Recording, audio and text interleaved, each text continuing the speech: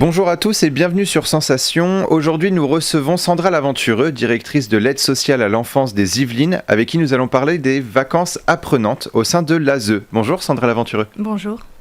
Alors en juillet dernier, le département des Yvelines a lancé les séjours socio-culturels à dimension pédagogique. En quoi ça consiste ?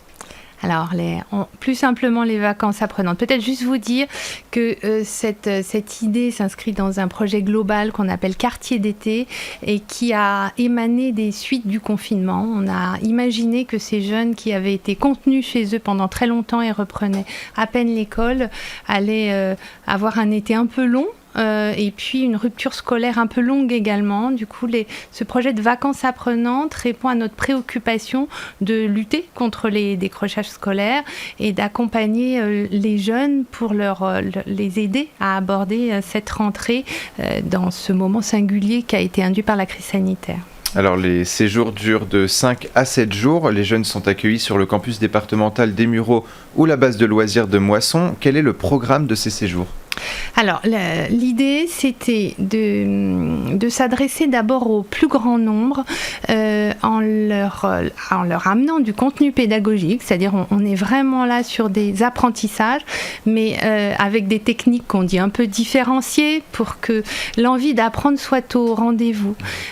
Donc, on a abordé pendant tout l'été avec près de 600 jeunes qui ont participé à ce projet, tous les contenus de base en sciences, en langue, mais tout ça avec des techniques qui font qu'on est un peu dans le jeu aussi et dans le plaisir surtout. Et qui du coup a bénéficié de ces séjours ? Donc 600 jeunes garçons et filles, majoritairement des garçons, d'ailleurs je regardais les chiffres en venant vers vous, de 6 à 16-17 ans, 50-50 des gamins d'élémentaire et de collège, venant pour 60% de quartiers prioritaires en politique de la ville. Nous avions aussi pas mal de jeunes issus de l'aide sociale à l'enfance, puisque c'est notre cœur de métier, près de 30%, et le reste des jeunes venant de zones rurales, puisque c'était le projet autour de ces vacances apprenantes qui ensuite est devenu un label national, si vous en avez entendu parler, pour ces publics-là. Alors expliquez-nous justement ce label national. En quoi ça consiste ? Alors en fait, d'abord on a eu l'idée dans les Yvelines d'offrir ces quartiers d'été à nos jeunes dans plusieurs dimensions et de soutenir les acteurs locaux dans leur programmation en direction de la jeunesse. Et puis nous avons construit dans les Yvelines ce projet de vacances apprenantes, mais comme les bonnes idées peuvent se partager à l'échelle nationale, le ministère de l'Éducation nationale a proposé d'apporter son soutien à l'ensemble des acteurs des territoires qui étaient porteurs de projets de cette nature-là, donc des projets avec du contenu pédagogique et un apport socio-culturel pour les jeunes de ces quartiers et pour ces publics que je vous ai nommés. Et quels sont les objectifs à travers la mise en place de ces séjours socio-culturels à dimension pédagogique qu'on appelle aussi vacances apprenantes ? Alors l'objectif, c'est pas de faire ce qu'on n'a pas pu faire à l'école. On récupère pas en une semaine toutes ces semaines un peu éloignées de l'école.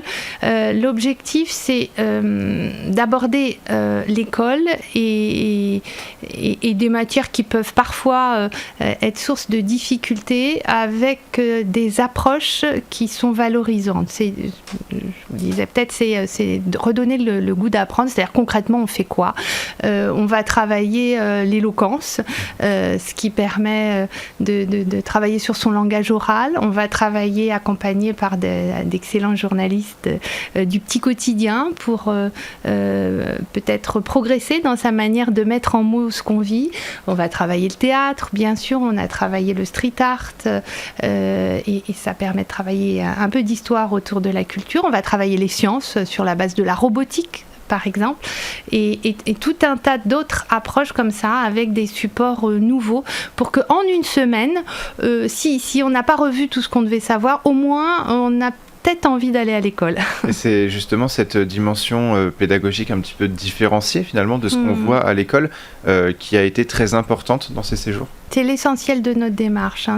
C'est parce que évidemment l'idée pour nous c'était de s'adresser d'abord au public les plus en risque et d'agir sur ce qui fait la réussite à l'école. C'est d'abord la confiance en soi en soi aussi dans la rencontre avec des adultes engagés autour des apprentissages. C'était notre démarche. Alors les vacances apprenantes se sont déroulées de début juillet à fin août. 600 jeunes de 16 à 16 ans, voire 17 ans, ont profité de ces séjours. Quel bilan en faites-vous ? Alors, d'abord, on fait un bilan de notre succès parce qu'on avait imaginé une programmation pour 300 jeunes. On a reçu bien plus de demandes que prévu, donc on a dû adapter notre programmation à la fois au campus et sur la base de loisirs pour pouvoir répondre au plus grand nombre. L'idée n'est pas tant de reproduire un événement de cette nature, mais surtout de se dire que notre responsabilité est de répondre aux besoins de soutien scolaire des jeunes les plus en difficulté. Donc on va, à partir de cette expérience, essayer de réfléchir comment on peut modéliser une programmation de soutien scolaire en direction des plus fragiles, notamment je pense aux jeunes qui sont confiés à l'aide sociale à l'enfance ou ceux qui croisent nos professionnels dans le champ de la prévention. Est-ce que c'est un projet qui pourrait être reconduit l'année prochaine ? Je pense pas que ce soit on soit sur une programmation de même nature. Par contre, je suis sûre qu'on a une expérience à tirer de ce qui s'est fait là et que notre compétence en matière de prévention va trouver de nouvelles pistes autour du soutien scolaire auprès des jeunes les plus en difficulté. Alors justement, lorsque vous avez informé les enfants et les parents de ce dispositif, quelles ont été leurs réactions déjà au début et à la fin de ces séjours ? Alors, au début, on a plutôt eu un véritable engouement, je vous dis, puisqu'on a été un peu débordés par les demandes. À la fin des séjours, alors donc ce sont des séjours rythmés chaque semaine. À la fin de chaque séjour, les gamins avaient une production à présenter, bien sûr, au groupe, mais à leur environnement. On a vu. Je crois ne pas mentir en disant que des gamins et des professionnels heureux de cette expérience-là. Et ça, c'est important parce que c'est évidemment, je vous le disais, dans le plaisir qu'on gagne dans l'envie d'apprendre et d'aborder les apprentissages. Donc, ce qui est sûr, c'est que ce bilan nous invite à réfléchir à des appuis complémentaires à l'école, parce qu'il s'agit bien de ça. Comment on propose à des jeunes qui ont du mal à apprendre des formes qui vont leur donner ce goût aux apprentissages et leur permettre de raccrocher les wagons de l'école quand c'est un peu compliqué. Alors il y a eu aussi cette dimension d'amitié qui a dû se créer pendant ces séjours. Donc votre but, c'est déjà une dimension pédagogique. Il y a aussi ce désir de se faire rencontrer entre jeunes. Oui, alors ce qui est intéressant en plus, c'est qu'on a très largement mixé les publics, alors dans des conditions particulières évidemment, parce qu'en pleine crise sanitaire, on a accueilli les jeunes dans des espaces très, très ouverts pour qu'ils ne soient pas les uns sur les autres, mais quand bien même en mixant des publics d'enfants avec des publics d'adolescents, des garçons, des filles, des jeunes qui venaient d'horizons complètement différents. Et ça, en soi, c'est une réussite. Cette mixité et la possibilité d'avoir vu dans des groupes des jeunes d'horizons très différents, avec des appétences très différentes, des fragilités différentes, et dans cette rencontre, pouvoir faire lien avec d'autres jeunes qu'ils n'auraient probablement pas, qu'ils n'auraient pas croisés dans leur vie habituelle. Et même vous, c'était aussi votre objectif C'était notre objectif, et puis pour nous c'était aussi notre objectif que de croiser sur ce territoire des ressources professionnelles. Il y a des gens qui sont de merveilleux pédagogues qui s'ignorent et qui ont été de vraies ressources pour nous et bien sûr avant tout pour ces gamins. Alors Sandra Laventureux, vous êtes directrice de l'aide sociale à l'enfance. Pouvez-vous nous en dire quelques mots ?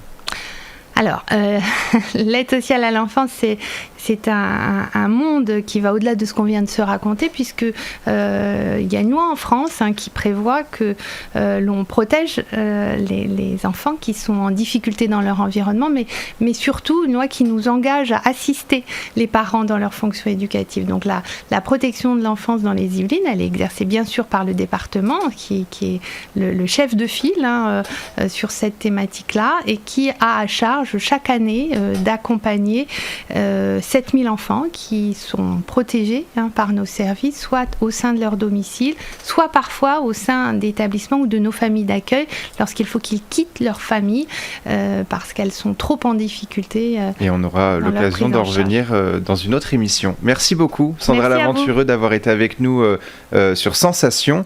Et pour revoir ou réécouter cette émission, rendez-vous sur notre site et application Radio Sensation.